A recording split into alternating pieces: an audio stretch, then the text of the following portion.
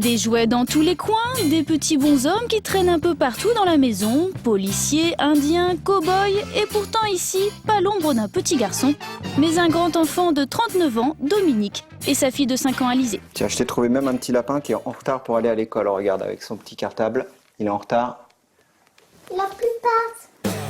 Entre le père et la fille, difficile de dire lequel des deux est le plus fou de ces célèbres petites figurines.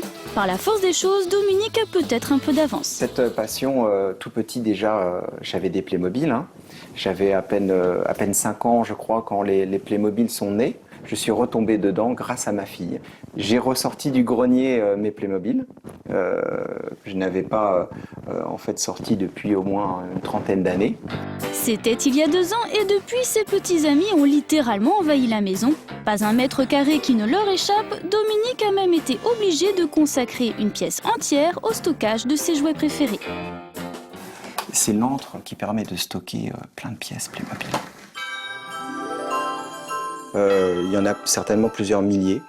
Mais vous n'avez encore rien vu, Dominique et Alizée ont reconstitué des villes entières comme ce village western ou cette cité intergalactique.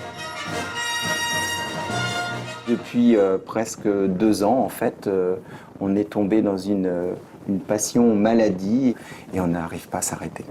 Tellement passionnés que père et fille vont participer à un concours régional qui doit avoir lieu ce week-end. Ils espèrent bien remporter le premier prix. Des jouets qui traversent les générations sans prendre une ride, il y en a plus qu'on imagine. Dans ce magasin, les rayons regorgent de trésors vieux de plusieurs décennies. Le doyen, c'est ce célèbre jeu de société qui vient de fêter ses 100 ans. On trouve aussi cette poupée née il y a 40 ans ou cette fameuse girafe qui amuse les bébés depuis maintenant 50 ans. Bien, par exemple, Sophie la girafe, et c'est un personnage qui est là depuis des dizaines d'années. Aujourd'hui, bien en tant que parents, on va l'offrir avec d'autant plus de plaisir parce que ça nous rappelle notre enfance à nous et tout le plaisir qu'on a pu avoir avec ce personnage. Une autre éternelle jeune fille se transmet de génération en génération depuis un demi-siècle. Claudette a 62 ans et quand ses enfants quittaient la maison, elle a replongé dans l'univers de la plus célèbre des poupées jusqu'à devenir complètement accro. Aujourd'hui, elle en possède plus de 3000. Là, j'ai fait une petite scénette avec du shopping. Là, Barbie au bureau. Une petite boutique de chapeaux, une petite scénette trop mignonne. Papa, maman, bébé et le petit garçon. C'est charmant quand même. Avec un étage de 50 mètres carrés entièrement consacré à ses poupées, la collection de Claudette a de quoi faire pâlir de jalousie n'importe quelle petite fille, mais aussi les collectionneurs. Aujourd'hui, les modèles les plus anciens sont cotés entre 2500 et 3000 euros. Pour Claudette, ça n'a pas d'importance, toutes ces poupées ont droit à la même attention. Là, vous avez tout ce qui va dans les salles de bain.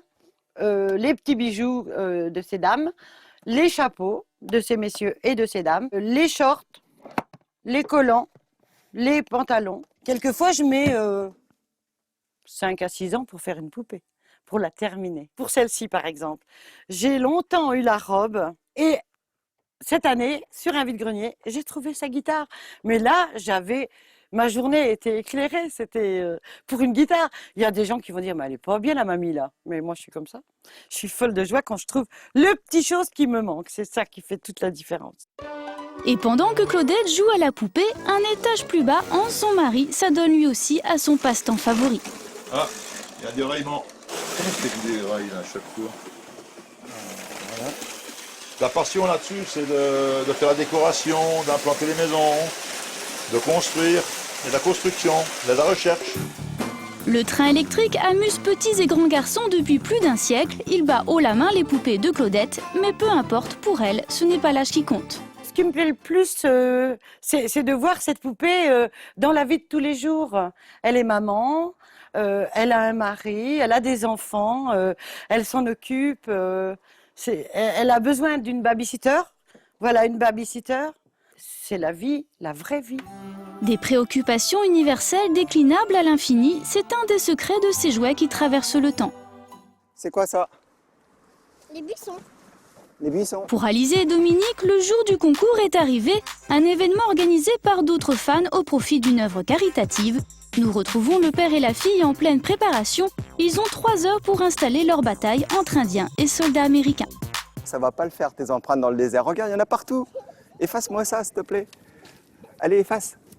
Ils sont une dizaine de participants à concourir pour le titre de la plus belle maquette. Alizée, tu penses qu'on va gagner le concours?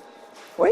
C'est bien Dominique le plus stressé des deux, car attention, rien n'est gagné. 3 autres concurrents sont susceptibles de remporter la première place. Antoine, 12 ans, est un concurrent très sérieux avec sa scène de police.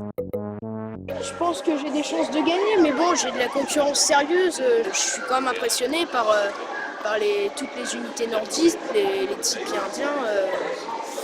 Quand même, on a de la concurrence. Mais il y a aussi Hervé et sa reconstitution de la guerre de sécession. Hervé qui a poussé le jeu jusqu'à se déguiser et se maquiller comme ses figurines. Je suis passionné des grandes batailles et dans le style militaire, Playmobil n'a sorti que de la guerre de sécession. Autre rival de choix, Véronique et sa maquette Astérix et Cléopâtre. Il ne reste plus qu'à tout donner car ici c'est le public qui vote et visiblement la bataille de Dominique et Alizé à la cote. Je préfère celle-là. Moi, je peux faire celle-là. Moi, c'est la taille qui m'impressionne et puis c'est les souvenirs. Je pense que c'est une très belle collection. Les 3 heures sont écoulées, place au verdict. C'est le numéro 3 qui gagne.